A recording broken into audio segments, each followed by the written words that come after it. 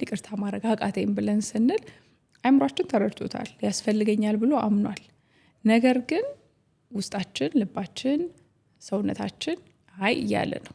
ስለዚህ ሁለቱ ተቃራኒ ሆነዋል ማለት ነው። ያ ሲሆን የትኛው ነው የሚያሸንፈው? የሚሰማን ስሜት ያሸንፋል፣ ፍርሃቱ ያሸንፋል፣ ጥርጣሬው ያሸንፋል። ስለዚህ ይቅር ማለት አቃተኝ እንላለን። ይሄንን ከብዙ ተማሪዎች ይሰማለሁ። ስለዚህ ሁሌ ማዳመጥ፣ ሰውነትን ማዳመጥ መልመድ ብንችል ጥሩ ነው። ማረጋጋትን ያላስለመድን ሰዎች፣ ሰውነታችንን ማረጋጋትን ያላስለመድን፣ የነበርንበት አካባቢ፣ ያደግንበት ቦታ፣ አጠገባችን የነበሩ ሰዎች መጠራጠር ውስጥ፣ ፍርሃት ውስጥ፣ ድንጋጤ ውስጥ፣ ቅድም እንዳልኳችሁ እነዚህ አይነት ስሜቶች ውስጥ ብዙ የቆዩ ሰዎች አካባቢ ከሆነን እኛም እንደዛ የመሆን እድላችን ሰፊ ነው። በተለይ በልጅነት ማለት ነው። ሰላም፣ እንዴት ናችሁ? በግሬትነስ ስኩል ስር ከሚሰጡ ስልጠናዎቻችን መሀል የመሰረታዊ የንግድ ስራ ስልጠና ነው።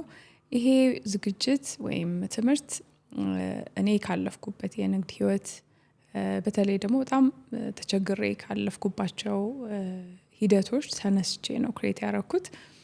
ለብዙዎች በተለይ ደግሞ ንግድ ለመጀመር ለሚያስቡ በጣም ይጠቅማል ብዬ አምናለሁ። አሁን እየወሰዱ ያሉ ተማሪዎቻችንም ይህንን ነው የሚነግሩን።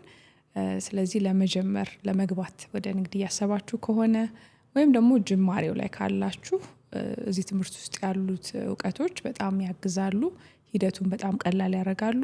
ሙሉ መረጃውን በምናስቀምጠው ስልክ ማግኘት ትችላላችሁ።